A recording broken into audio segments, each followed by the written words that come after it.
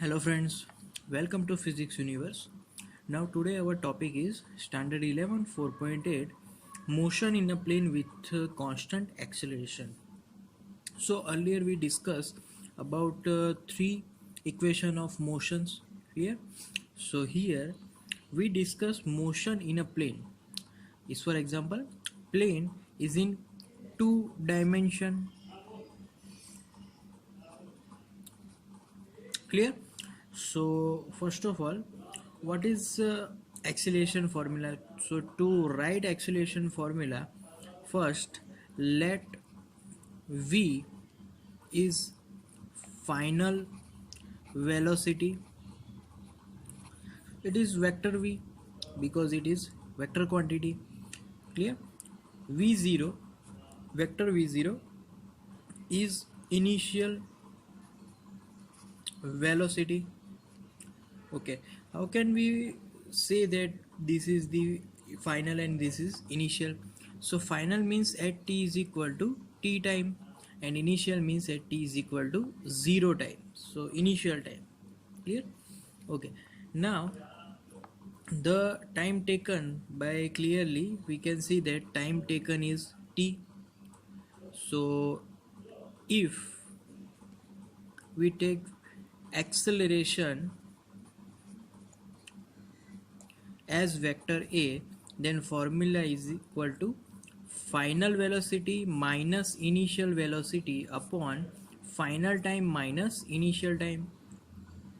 So again simplified this equation, vector a into t is equal to vector v minus vector v0. Clear? Okay, so this is the vector formation, but we can also write this equation in two components, like in x component. So equation now becomes that vector v is equal to vector v0x, this is vx, plus vector ax t. Okay, clearly this indicates the motion in particular x direction. So whenever we write in particular x direction, we not need to write vector sign here. Clear? Similarly for y direction, so y direction means vy is equal to v0y plus ay into t, and for x again I write vx is equal to v0x plus axt. Clear? So this whole means vy, what is meaning of vy? So velocity at time t in y direction, this is initial velocity at time t is equal to 0 in y direction. Ay means acceleration in y direction. Clear? So this is the formation of motion in a plane with constant acceleration. Okay, now here let us take another example, that is if let at t is equal to 0 our position is r0, and at t is equal to t position is r.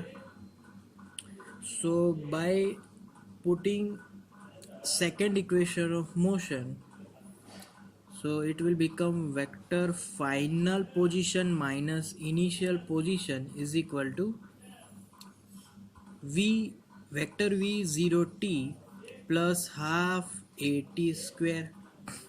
Clear? So we can write as well in two dimensional, first in x component, so that will become x is equal to x0 plus v0x into t plus half ax into t square. Similar for y, so y is equal to y0 plus v0yt plus half ayt square. Clear?